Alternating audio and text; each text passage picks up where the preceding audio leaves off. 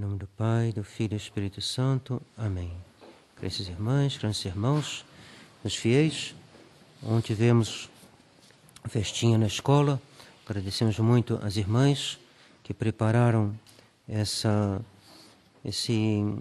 festa para alegrar o coração das crianças e dos adultos também, como me disseram. Bom, domingo que vem haverá a cruzada. As crianças da cruzada receberão as fitas.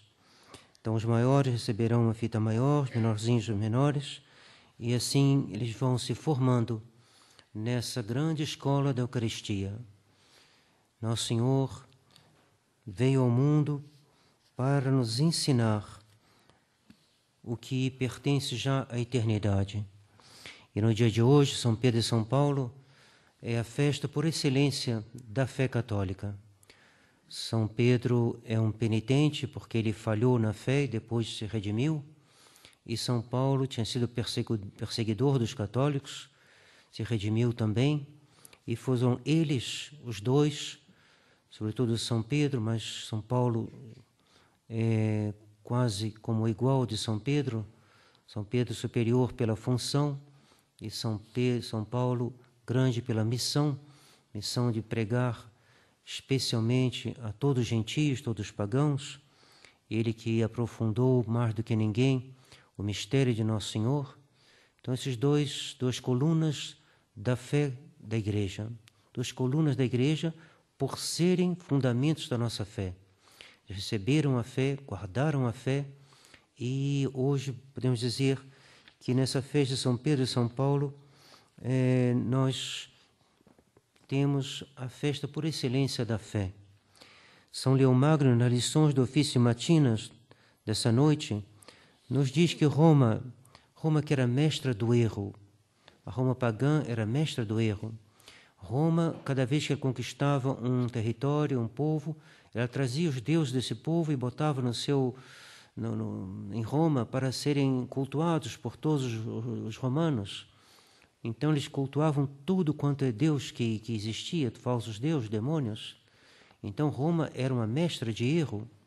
Em matéria religiosa, uma mestra de erro. Em outros assuntos, tinha uma certa civilização, não há dúvida. O direito romano, a organização romana, a disciplina militar romana. Mas no ponto de vista da doutrina religiosa, Roma era mestra de erro e se tornou, pelo sangue de São Pedro e de São Paulo, pela disposição da providência que botou a sede da Igreja em Roma, se tornou mestra da verdade. Foi em Roma que São Pedro estabeleceu sua sede pontifícia. Por causa disso, Roma se tornou a capital do mundo, porque a Igreja é a luz do mundo. Então, onde está a sede de Pedro, está a capital do mundo, está o centro do mundo. Centro do mundo porque a religião católica é a religião revelada por Deus, através de seu Filho unigênito, nosso Senhor Jesus Cristo, que é verdadeiro Deus, verdadeiro homem. São Pedro e São Paulo, com seu martírio, selaram em Roma o seu testemunho com o seu sangue. Testemunho da divindade de Nosso Senhor. Testemunho da verdade que a Igreja Católica é a única arca de salvação. Que ninguém pode salvar sem ela, sem a sua doutrina. E sem pôr em prática a sua doutrina, então a sua moral. A sua dogmática e a sua moral. A moral é a dogmática em prática, né? A parte prática da dogmática, por assim dizer. A moral, que também sem a moral católica ninguém pode se salvar, ninguém. Que Nosso Senhor nos revelou a respeito aos mandamentos, de tudo que diz respeito ao casamento, ao que é pecado, o que não é, isso é de fé. E uma pessoa que não quer seguir essas coisas irá para o inferno. Se for em matéria grave, irá para o inferno. Porque não tem outra luz que foi dada aos homens para que a gente possa ser salvo, senão aquela que Nosso Senhor nos transmitiu e que São Pedro e São Paulo pregaram em Roma e que até os dias de hoje nós recebemos pela tradição da Igreja. Ora, esta mesma mestra, esta mesma Roma, mestra da verdade, foi investida por inimigos cruéis que já há muito tempo vinham se preparando para destruí-la e transformá-la em mestra de erro. Claro que eles não vão jamais conseguir transformar a igreja de Nosso Senhor em mestra de erro. Eles podem investi-la, ocupá-la, falar em nome dela, falar mentiras em nome dela, como Judas traiu Nosso Senhor e o entregou. Eles podem também entregar a igreja aos seus inimigos. Isso pode acontecer. Eis que astutos inimigos, escreve Leão 13, no seu pequeno exorcismo contra Satanás e os espíritos malignos. Eis que astutos inimigos encheram de amargura a igreja, esposa do Cordeiro Imaculado, e deram-lhe absinto para beber, e puseram suas mãos ímpias sobre tudo que há nela de mais precioso. Puseram suas mãos ímpias sobre o catecismo, sobre a missa, sobre os sacramentos, sobre a educação das crianças, mãos ímpias. E continua Leão 13, onde a sede do bem-aventurado Pedro e a cátedra da verdade haviam sido estabelecidas como luz para as nações, eles erigiram o trono da abominação da sua impiedade, para que, uma vez golpeado o pastor, eles possam dispersar o rebanho. Onde a sede do bem-aventurado Pedro e a cátedra da verdade haviam sido estabelecidas como luz das nações, é o Leão 13 que está falando, eles erigiram o trono da abominação da sua impiedade, para que, uma vez golpeado o pastor, isto é, o Papa, eles possam dispersar o rebanho. Palavras assombrosas na boca de um Papa. Alguns poderiam pensar que se passa de uma mera hipótese, assim, algo que não está fora de cogitação, coisas que jamais poderiam acontecer. Então vejamos o que diz um outro Papa, São Pio X, falando dos modernistas. Ele nos diz: eles se escondem o que é motivo de grande ansiedade e angústia no centro e dentro do próprio coração da igreja. Leão 13, de fato, aquilo era uma oração de exorcismo, mas no qual ele dizia algo que, por uma forma de uma profecia, praticamente. Aqui São Pio X fala de uma coisa presente, que ele constatou e que ele combateu, que ele condenou e excomungou vários desses modernistas. Alguns desses modernistas, melhor dizendo. E São Pio X prossegue falando do perigo que corre a igreja, pois ele diz: os modernistas tramam a ruína da igreja. Mesma coisa que Leão 13 disse. Eles tramam a ruína da igreja, não do lado de fora, mas dentro dela. Em nossos dias o perigo está quase nas entranhas da igreja e até mesmo em suas veias. São Pio X na Pascendi, citado por Monsieur Lefebvre no livro do Liberalismo e Apostasia, que todo mundo deve ter em casa e ler inteiro. Sei que tem gente que não tem muita queda para a leitura, por isso a gente está contando aqui no sermão, nos catecismos, mas é uma coisa que as pessoas deviam ler em casa, para se persuadir, ver bem o que está escrito.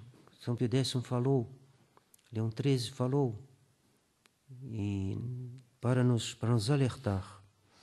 E onde esses inimigos da igreja lançaram seu veneno, onde eles concentraram seus ataques, escutemos ainda São Pio X. Eles aplicaram o veneno não nos ramos, nem nos rebentos, mas na própria raiz, ou seja, na fé, e nas suas fibras mais profundas. Logo, a fé é o que há, é a raiz. A fé é a raiz. Se a fé católica é ferida, é toda a árvore da vida de Nosso Senhor em nós que vai embora, que vai se sofrer diminuição, que vai sofrer prejuízo, que vai se corromper e talvez morrer completamente.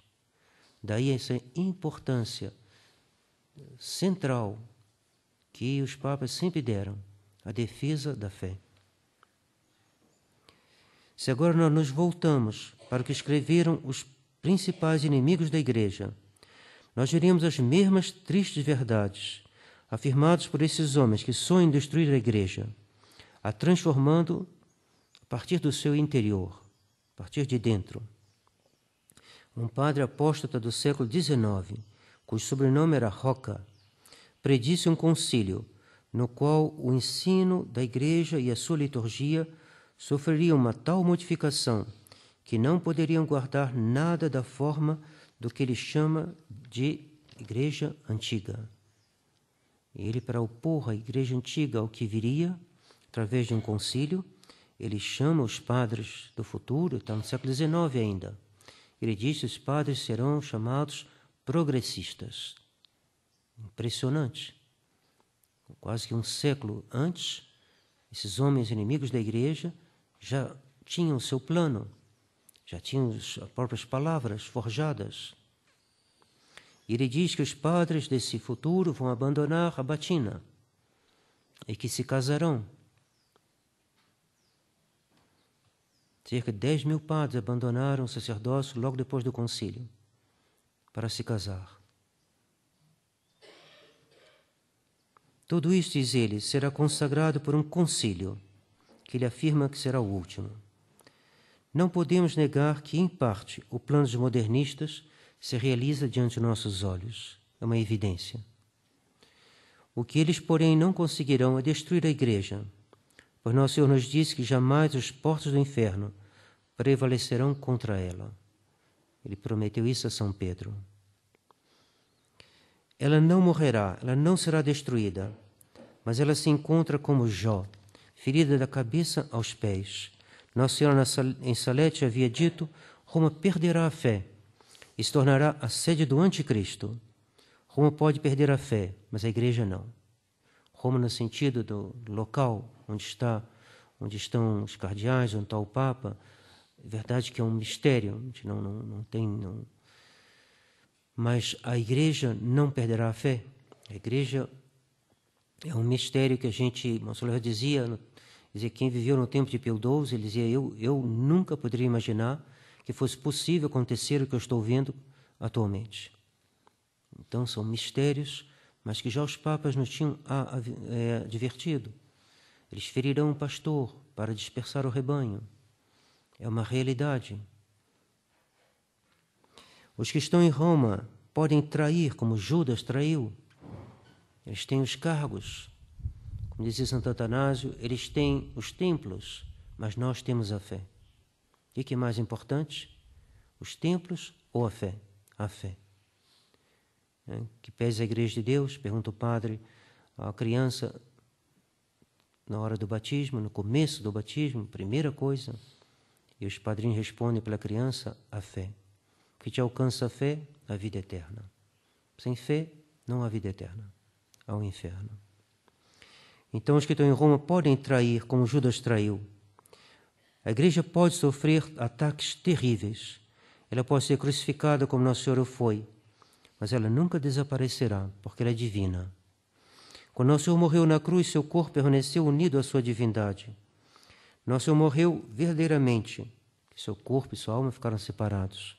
Mas seu corpo continuava unido à sua divindade. Seu corpo nunca conheceu a corrupção. Talvez seja a melhor imagem do que nós estamos vivendo, não sei.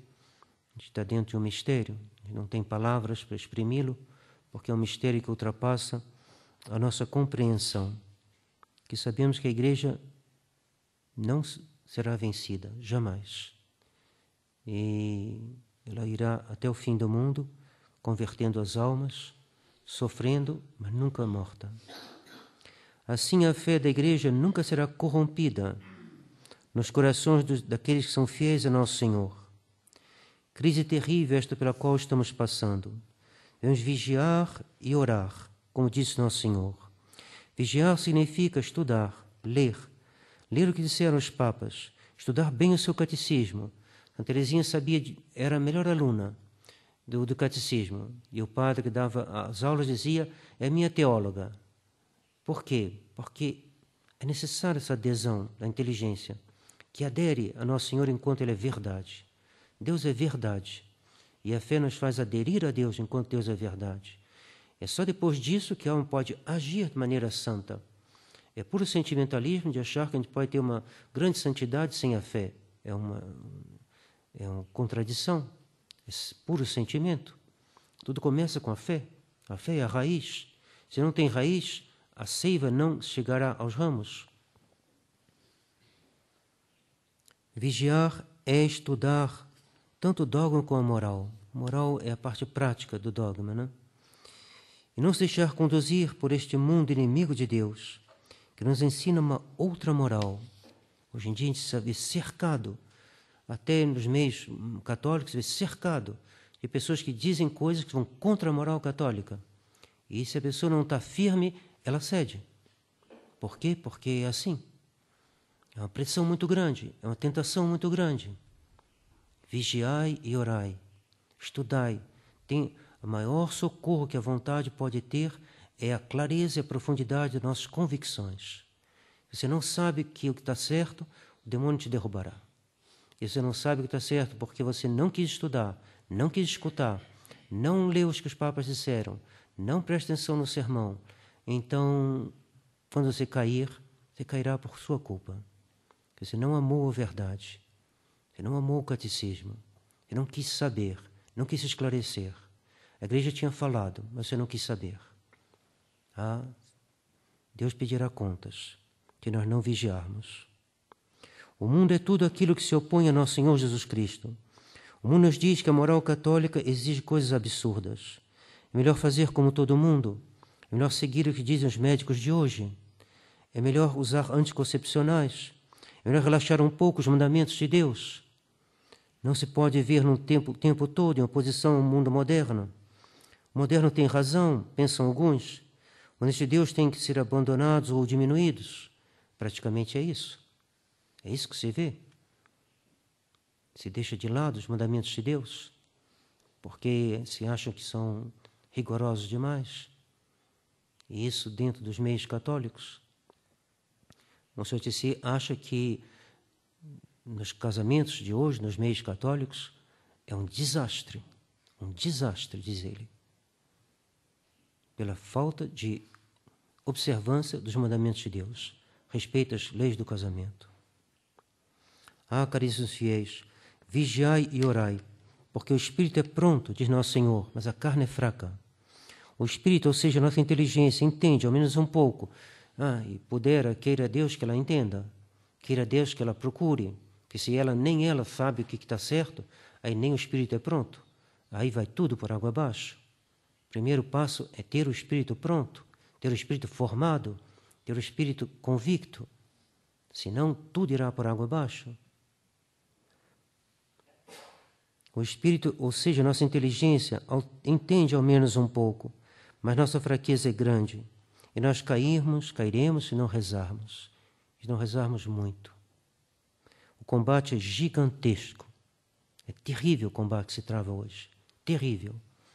Nossa Senhora Jacinta de Fátima viu as crianças, viu os homens, viu as almas caindo no inferno como a neve caindo.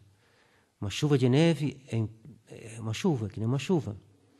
Caindo no inferno. Aos milhões. E nós podemos cair também.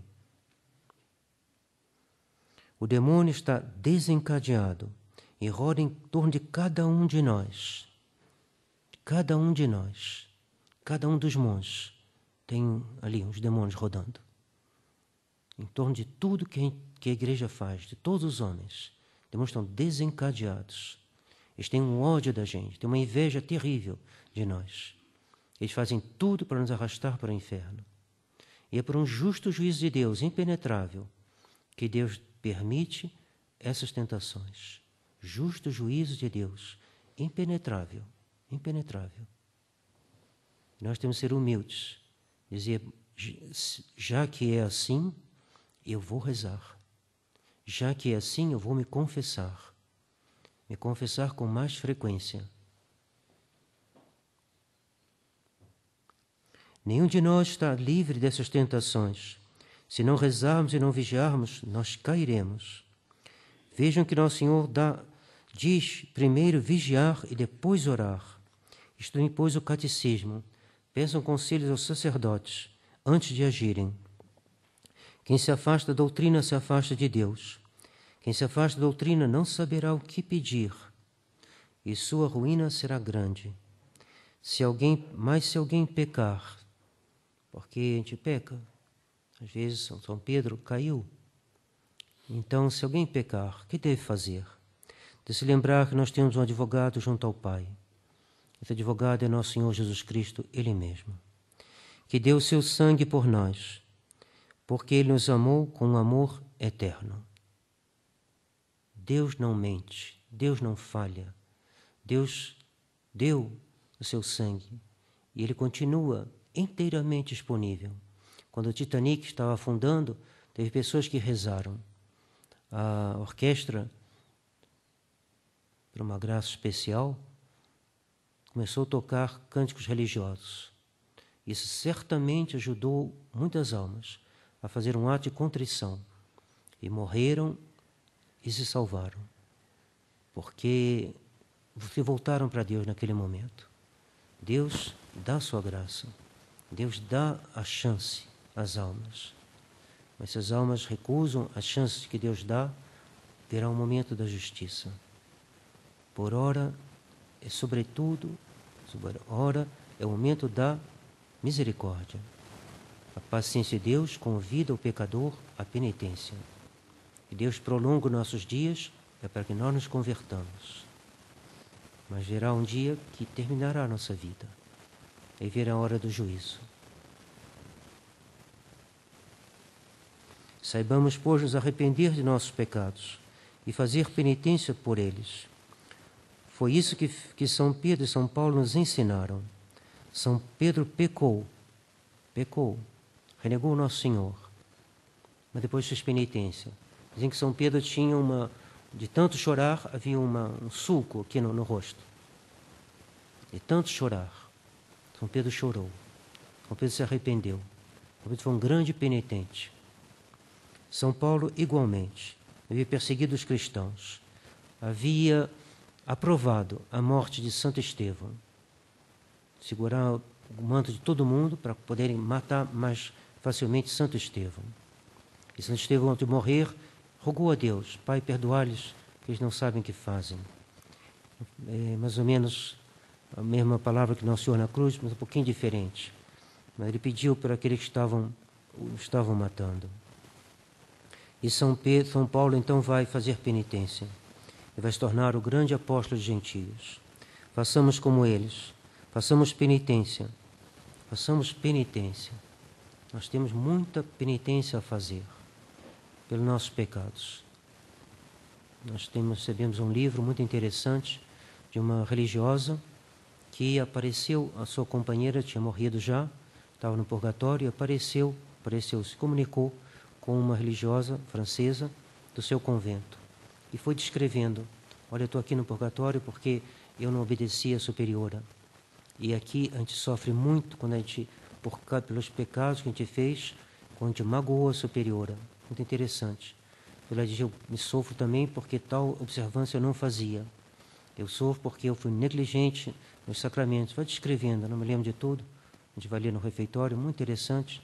A gente já tinha lido alguns anos atrás, é um texto que tem toda, assim, garantia que a Igreja nunca dá uma garantia total a esses documentos, mas foi passado à mão de vários, é um texto antigo e tem várias, tem tudo assim, não há nada de errado no texto. E tudo leva a crer que a gente conhece as pessoas que foram beneficiárias dessa comunicação, o convento da França, e muito interessante. A gente vê que é uma realidade, ajuda a ver, ajuda a nossa fé. Não é? Nossa fé não depende disso. Nossa fé depende de Nosso Senhor, nossa adesão a Nosso Senhor, que nos faz crer tudo que Deus revelou. Mas é muito interessante ver esse lado concreto. Ela fala: se lembra, eu não fazia tal coisa. Eu tinha que fazer tal coisa e eu não fazia. Por isso agora eu estou sofrendo aqui.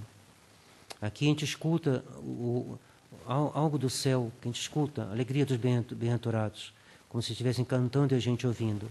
E a gente não pode ir para lá. Isso é para nós uma dor indescritível. Saber que a gente podia estar vendo a Deus e não vemos, por causa dos nossos pecados. Então façamos penitência.